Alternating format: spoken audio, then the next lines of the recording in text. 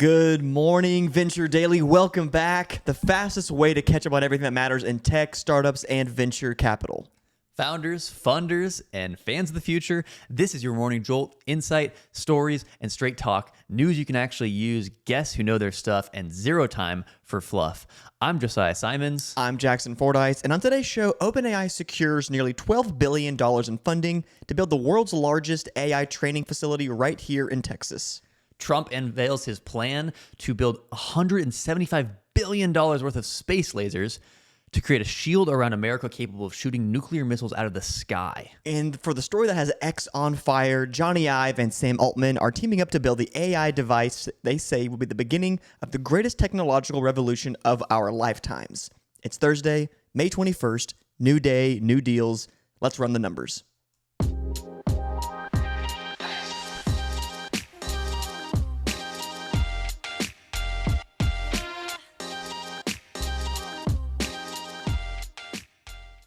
Josiah, how was your Wednesday? It was good. I had a little bit of an eventful day. Went and got the second ultrasound with my wife. Oh my goodness! And second ultrasound. It was very good. There's just things that go through your brain in your heart when you're having a baby, and I think am I going to be a good dad? Am I going to be a bad dad? Yeah, how to be a good man? You wonder about the health of the baby, and so getting to actually see its heartbeat and see that little baby inside of my wife's womb was just really pretty amazing, pretty beautiful. What's the update? They say it's healthy baby, all the right amount of limbs and everything. Yeah, we actually got to see his or hers. We don't know yet, but the little arms are above his head and then sucking his thumb and the whole thing. He was rolling around like the entire ultrasound. So it's actually really nice. I think especially for my wife to just have that reassurance that baby is healthy. Baby's going to be okay. Good. I do want to address before we get into the show, the comments. We don't match on purpose. Go back to you real quick. Go back to me. Right. Go back to you. Right. Go back to me. Right. We end up dressing like each other. Every single thing we do, every single shoot podcast that we do, it's the same. Whether it's long form or this, it's that every single time. It's what they call a mind meld. I don't even know if I said that right. The mind hive. Also, shout out Firestorm, join, and fly. Is that what it says? Join and fly. Join and fly. Before we jump in, a quick word about our sponsor, Public. If you take investing seriously, you need to know about public.com. That's where you can invest in everything, Jackson. Stocks, options, bonds, crypto. You can even earn some of the highest yields in the industry, like the 7% or higher yield you can lock in with a bond account. Public is a FINRA-registered, SIPC-insured platform that takes your investments as seriously as you do. Fund your account in 5 minutes or less at public.com/venture. And get up to $10,000 when you transfer your old portfolio. 10 bands. Paid for by Public Investing. Full disclosures in podcast description. Jackson, tell them about the description. Yes, please click the link in our description, public.com/venture. That's public.com/venture. So the lovely people at Public know who sent you. It really helps support the show. Yeah. And now, for today's first story, Jackson. Yeah, it turns out everything really is bigger in Texas, and OpenAI just proved it. The company just helped secure $11.6 billion in new funding for a data center project here in Abilene, Texas, a site that will eventually run more than 400,000 NVIDIA Blackwell chips across 8 buildings. For reference, one NVIDIA Blackwell chip costs between $30,000 and $70,000. OpenAI will be looking to buy 400,000 of those chips. That's part of a larger $15 billion build-out being led by Crusoe with funding from Blue Owl Capital. Oracle's leasing the facility, and OpenAI will use it to train its most advanced AI models. If that's not enough partners to make your head spin, remember, Jackson, that SoftBank is also involved, helping fund and shape Sam Altman's broader Stargate plan. So we've got Crusoe, Blue Owl Capital, Oracle, SoftBank, OpenAI. The GOATs. Who's left out? It's Microsoft, right? So this is OpenAI's clearest move yet to reduce its dependence on Microsoft for compute. For years, Azure was their exclusive backend, but now they're branching out. And this is just the beginning. $11.6 billion is a rookie number compared to the Stargate plan Altman has floated. The price on that, $500 billion, a proposal to build a nationwide network of OpenAI-run data centers. A lot of billions just rolling around on the show this morning. It might be a while before we get to the nationwide network, but the Abilene site is certainly a big first step. Altman claims it's the biggest AI training facility in the world, and now it's fully funded. Yep. So is the age of hyperscaling data centers for large language models actually here? For more on that, I talked to Maria Palma. I'm Maria Palma. I'm a general partner at a firm called Freestyle. And I asked Maria if she thinks we are at the start of a hyperscale arms race for AI compute. Yes, I think absolutely, right? I think the fact that they're using the NVIDIA, it's another good day for NVIDIA, surprise, surprise. The fact that they're using NVIDIA Blackwell is, it's the best for AI workloads. It's the most expensive, but it's the most energy efficient today. There's not unlimited stock of all the chips. And so I think there is a bit of an arms race to who gets to build what data centers and use what chips first. But I also think it's creating also a lot of innovation around how we do compute, what chips we use. I just looked at something in chip design last week. I think we're all thinking about these things, and it is a bit of an arms race, but there's also going to be a lot of change as that arms race plays out. The scramble for Blackwells says it all. It's a compute land grab. Right.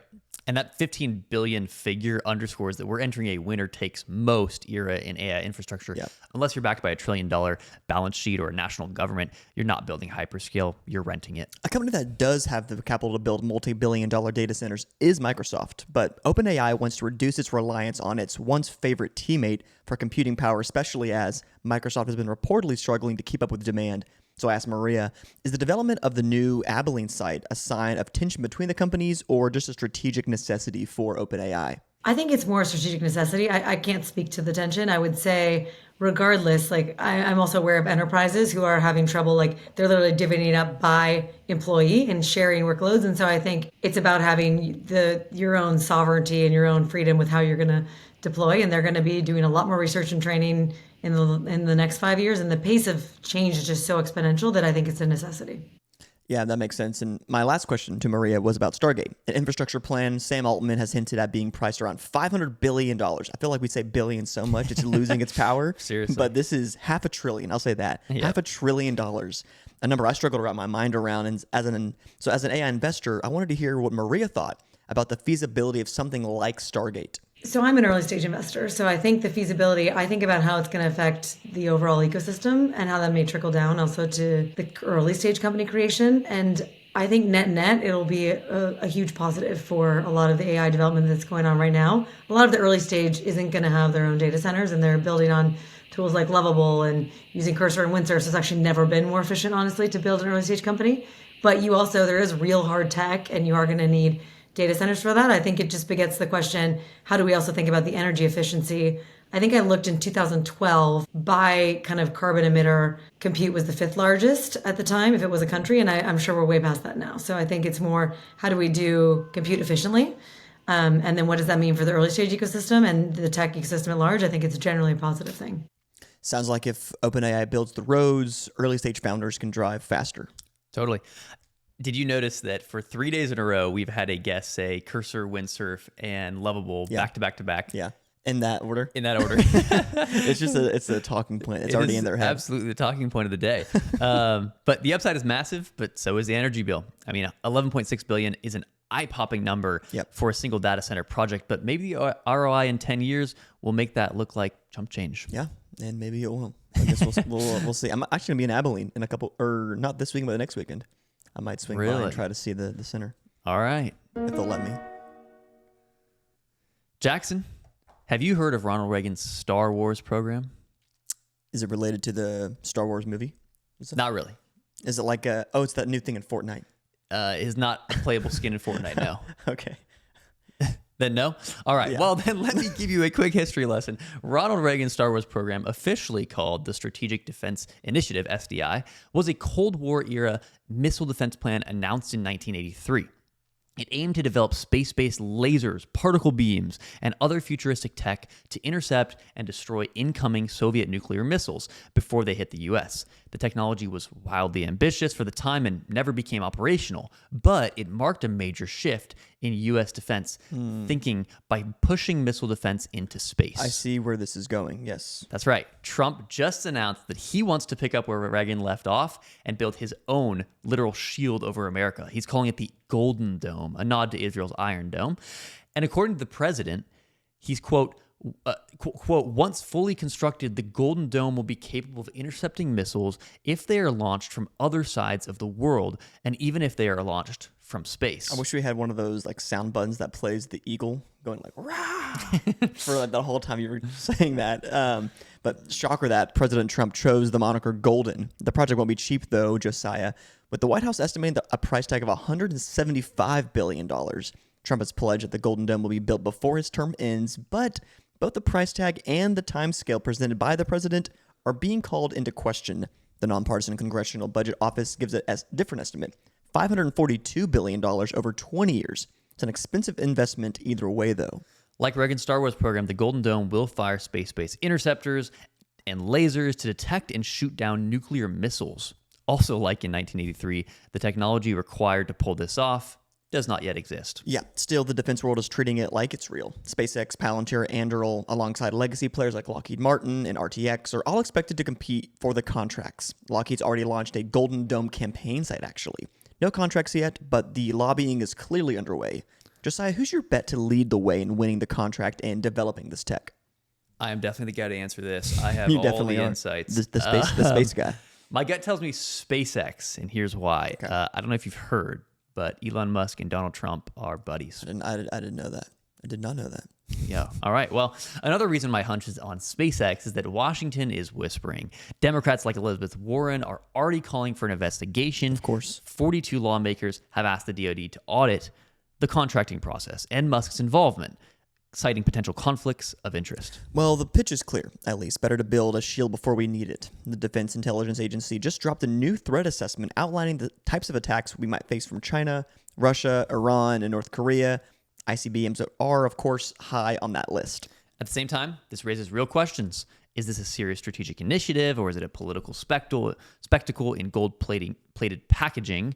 Either way, it's clear Trump wants a legacy-defining defense project, and Silicon Valley is about to play a major role in the Pentagon's next moonshot. Yep.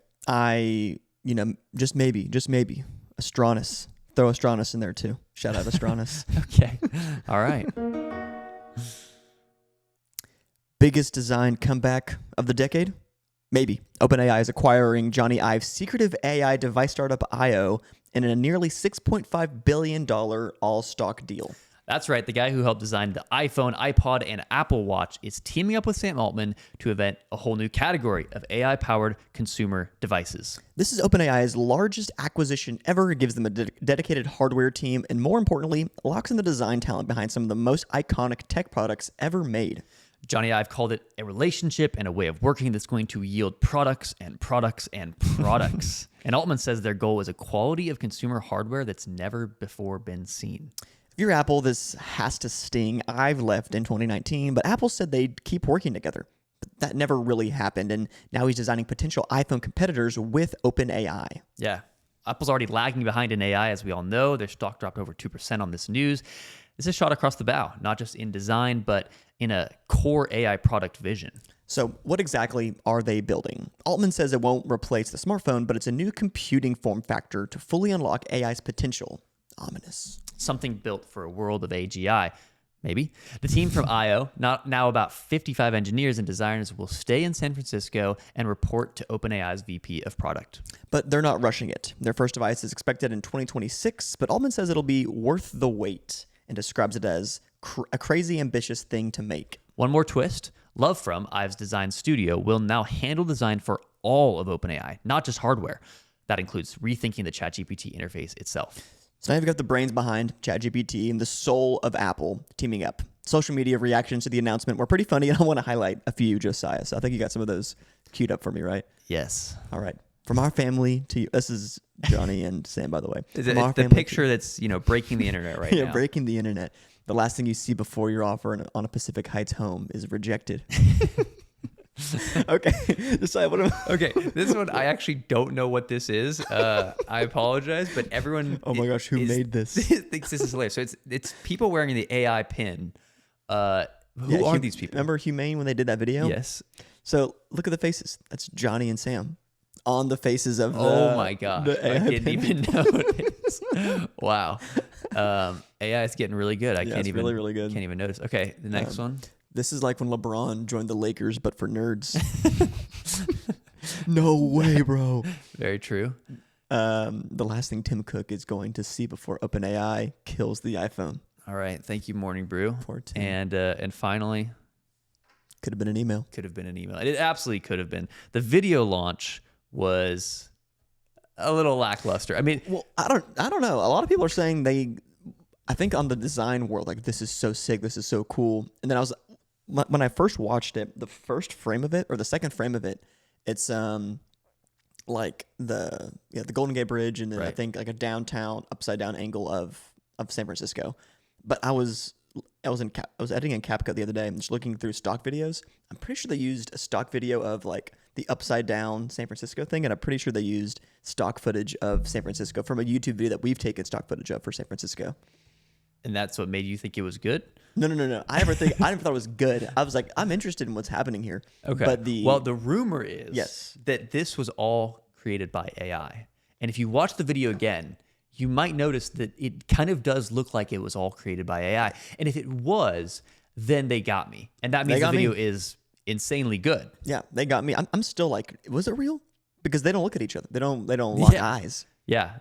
So yeah, but apparently because they're not really looking at each other, it's sort of like, did AI make this? So if it did, Yeah. that's pretty impressive. That's it for Venture Daily. Thanks so much for joining us this morning. We know you're busy, and it means a lot that you chose to spend some of your time with us. And if you like the show today, whether on YouTube, Spotify, or Apple Podcasts, or X, leave us a like, a comment, and a review. Throw us a 5-star rating if you think we deserved it. And as always, we'll see you tomorrow morning on Venture Daily.